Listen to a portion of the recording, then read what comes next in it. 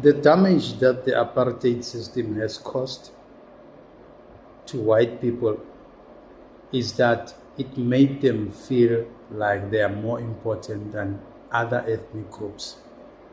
That is the damage that I see, that now these people who are terrorists who went there to Donald Trump are suffering from.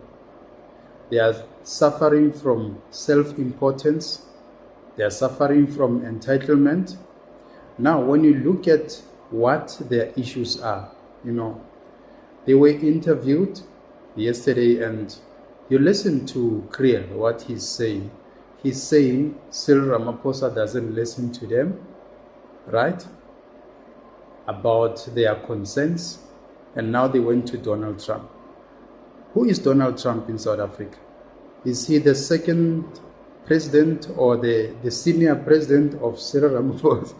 Who is Donald Trump? Donald Trump is not president in our country, in South Africa. He is a president there in America, not here. That's one thing that should be clear. Number two, Donald Trump cannot decide anything in our country. If we've got a president who is firm, Donald Trump should never issue any kind of directive. You cannot run two countries. Your country. Who's telling him what to do in his country? So, why did they run to Donald Trump? He is nobody here. He is a president, yes, in America, not here. This is not America. Elon Musk is the perpetuator of this whole thing. Elon Musk is a horrible influence. That man is a bad influence to Donald Trump. And he called these Afrikaners to him, to come to him.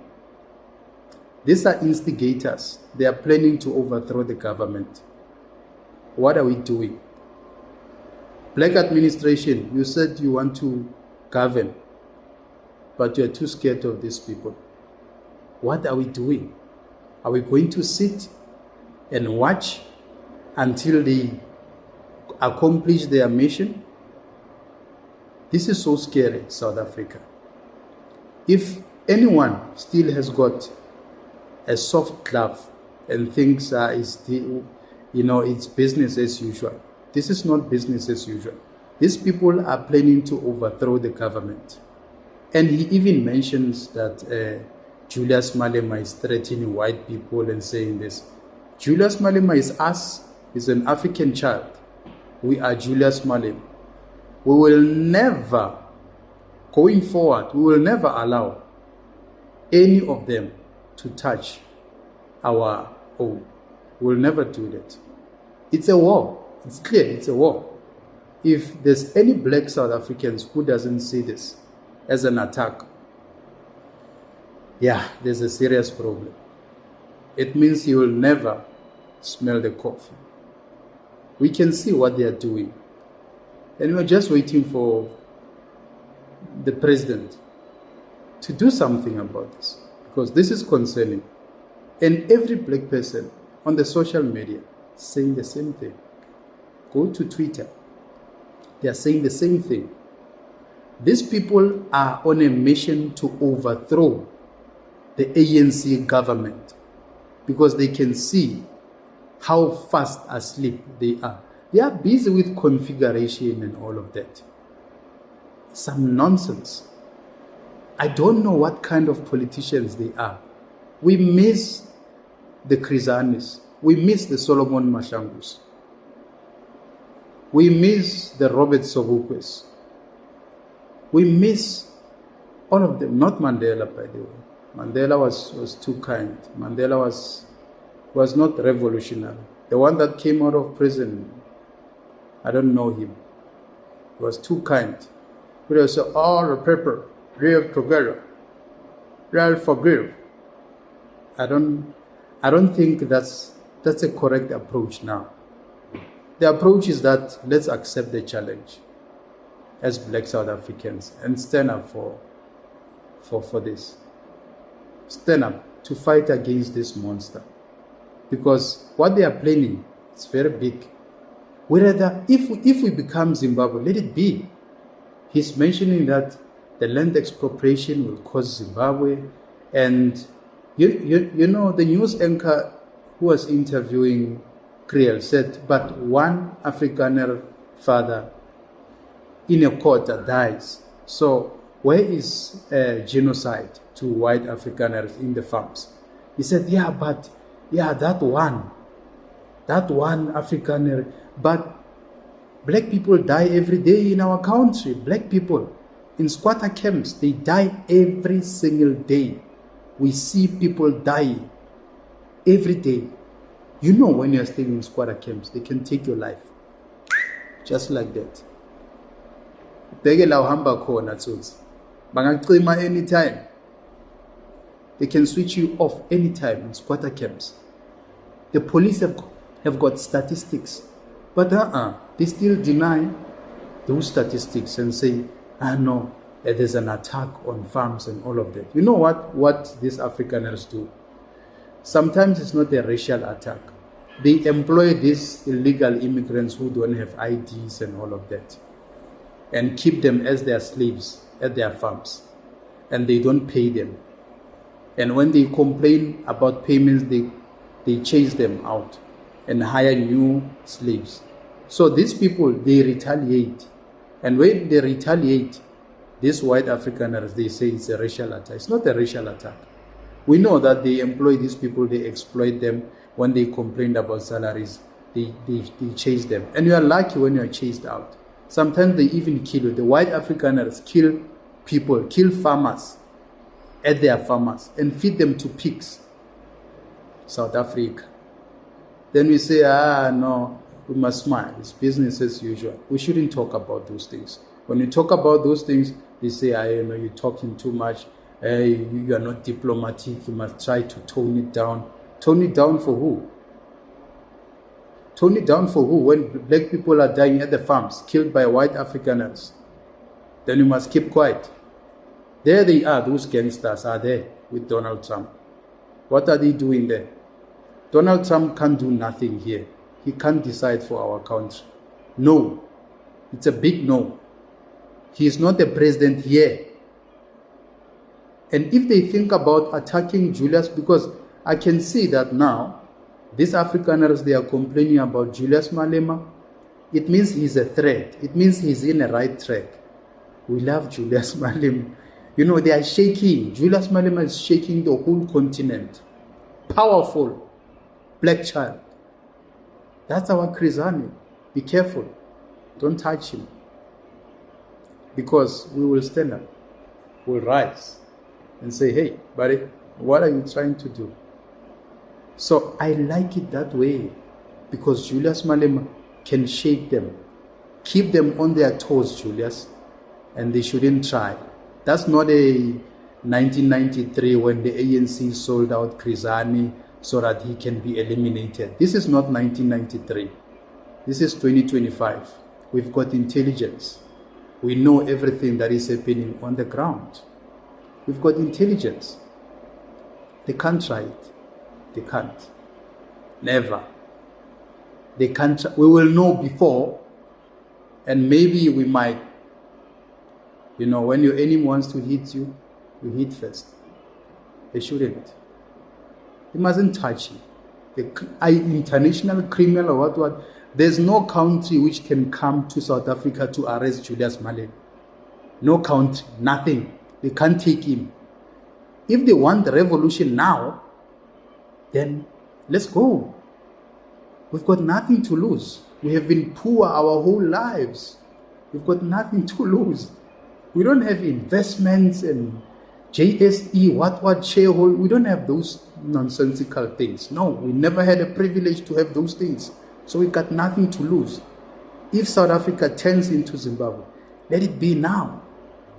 And by the way, their president there signed the executive calling for them to come. Why don't they leave? Why don't they come and take their families here and leave our country peaceful? And we can remain with white people who are not racist. There are white people who are kind, who are not racist. I don't have a problem with them. I love them so much. I've got white friends, by the way. But those who are not racist, they qualified to be my friends. They know them. They know themselves. They qualified. You know, to me, if you qualify to be my friend when you're white, it means you're not racist. Totally. And I don't even tolerate black people who are racist. Don't hate. Just choose those who are racist and name and shame them. Like those 4 terrorists who are there in America now. They don't know why they are there. They are just planning to overthrow the government of the day. Cyril Ramaphosa is quiet because ANC is one of the most useless things we've ever had. We regret. Why did we conceive this political party?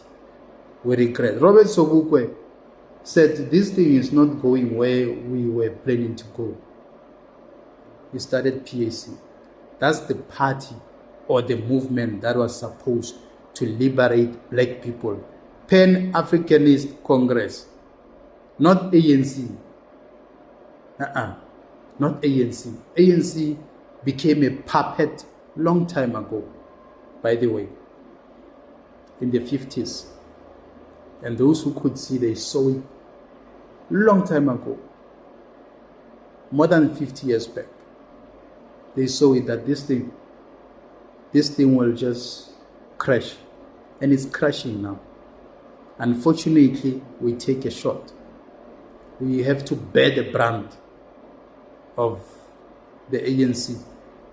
Here we are, but at the same time, we will not stop fighting.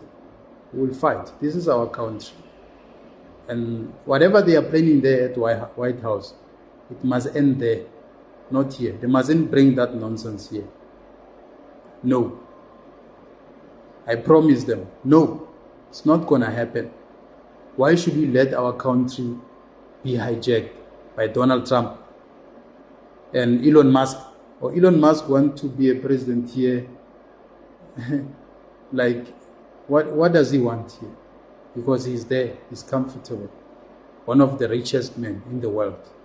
400 billion worth of assets. He can buy South Africa, by the way, Elon Musk.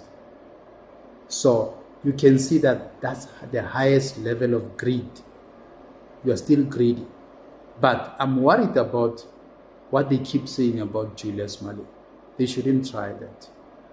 They can think maybe if they arrest Julius Malema, they torture him, they assassinate him, or he disappears, then we will keep quiet and life goes on. No. We kept quiet when Kriel was eliminated. We kept quiet. The wound has not healed yet. We kept quiet. On the eve of democracy, a year before, 1994, they took his life. They sent that puppet, Janus Walus. I wish at least the prisoners could have sorted him out there. He couldn't have come out, you know. They could have at least, you know, massaged him. At least it could have given us peace. Because he until today, he doesn't want to tell who sent him. Because the ANC comrades are involved. They sold Kriel out. Shame on them. Shame. In exchange of nice life, high wall security, convoy, fancy cars, flashy life, greed. They are greedy. They are shameless, greedy people. They harassed Mamu Winnie Mandela. They harassed her, told her how useless she is. They disowned her. They rejected her. When he's no more, no, they send condolences. But they let her assets to be attached because there's some company that she was owing, she couldn't pay, she was struggling financially. No, they didn't help her. All of them the Thabo Mbekis, the Mandelas, you know. Mandela had a grudge, by the way. When he divorced Mamwini, he had a grudge. He was a bitter man. He wanted to crush Winnie, to destroy her by all means. You cannot destroy that soul. It was too beautiful to destroy. Tata, you couldn't do that. Yes, you married Megra Kamasha, but you couldn't destroy her. Her soul still lives among us. So I don't know, squatters. Thank you for watching my content. Let's keep engaging. It's worrisome when we have Afrikaners who are having so much privilege in our country that they can publicly go out to plan to overthrow the current sitting government. Don't say I didn't say it. Thank you, squatters.